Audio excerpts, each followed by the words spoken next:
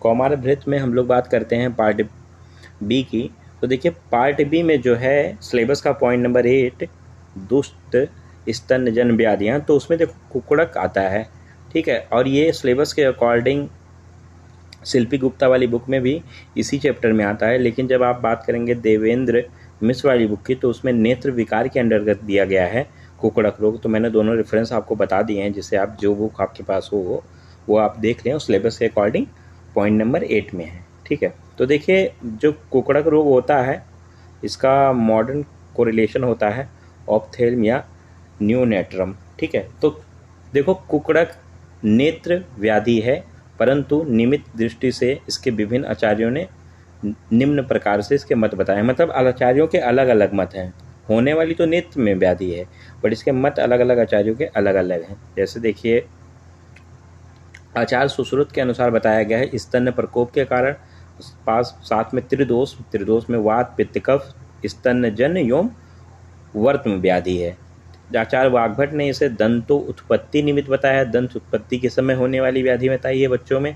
और आचार्य हारित के अनुसार क्षार दुग्ध पान के वजह से कुकड़क रोग होता है। रावण कृत के अनुसार रावण कुमार तंत्र के अनुसार बात किया जाए तो रावण द्वारा जो ग्रंथ लिखा गया था उस ग्रंथ का नाम है कुमार तंत्र। तो याद रखने का आपको ट्रिक बताएंगे, बकुतरा याद कर लें, बाकुतारा, तो आपको ऐसे याद रहेगा, ठीक है, कि कुमार तंत्र जो है वो किसके द्वारा है, रावण के द्वारा है।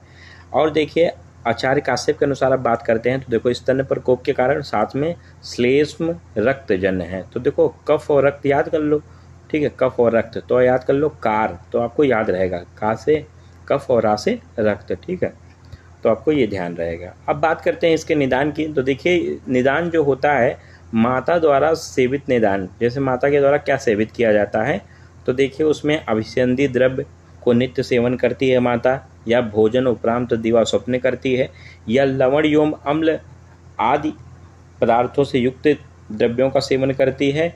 इससे क्या होता है, स्तन उसका दूषित हो जाता है और बच्चा जब यही स्तन का पान करता है तो उसके अंदर रोग की उत्पत्ति होती है। इसके देखो संप्राप्ति, तो आपको ये पता है ये रोग माता के वजह से हो रहा है, साथ में बच्चे के दंत जन्म के समय हो रहा है। तो देखो इसके संप्राप्ति भी दो प्रकार से बनेंगी। तो देखिए एक तो संप्राप्ति जो बनती है इसकी, देखो माता अभिसंधि और विदाई अन्न का सेवन करती है, आहार विहार करती है, तो इसका निदान हो गया। तो इससे क्या होगा माता के अंदर, तो त्रिदोष कुपित हो जाएगा, साथ में रक्त दूषित हो जाएगा।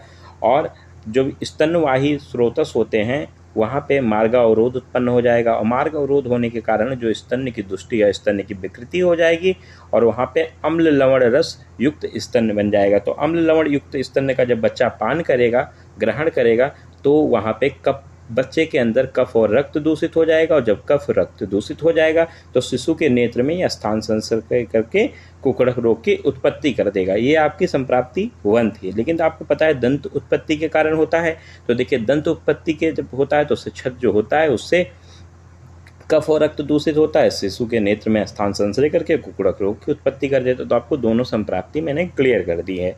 अब बात करते हैं इस प्रकार, तो आपको ये पता है कि उपरोक्त प्रकरण देखने से यह स्पष्ट आपको हो चुका है कि यह व्याधि कितने प्रकार से हो सकती है, 2 कारणों से हो सकती है।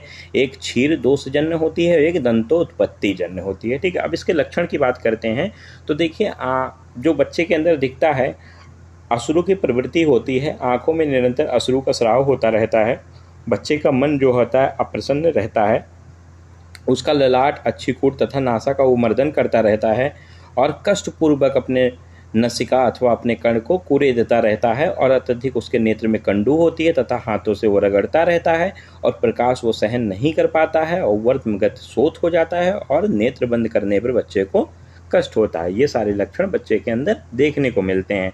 अब बात करते हैं इसकी चिकित्सा की। तो देखिए चिकित्सा सिद्धांत जो बताया गया आचार्य काश्यप के अनुसार धात्री के लिए बताया गया युक्ति पूर्वक उसका शोधन करवाना है। शोधन में उसको 2 चीज़ें करवानी है, वो वमन विरेचन, उसके बाद उसके दोषों का पाचन करवाना है, स्तन निहरण करना है, पथ्य भोजन का सेवन करवाना है, अपत्य का त्याग करवाना है, निर्मल वस्त्र का धारण करवाना है तथा स्वच्छ एवं क्लेश रहित निवास करवाना है।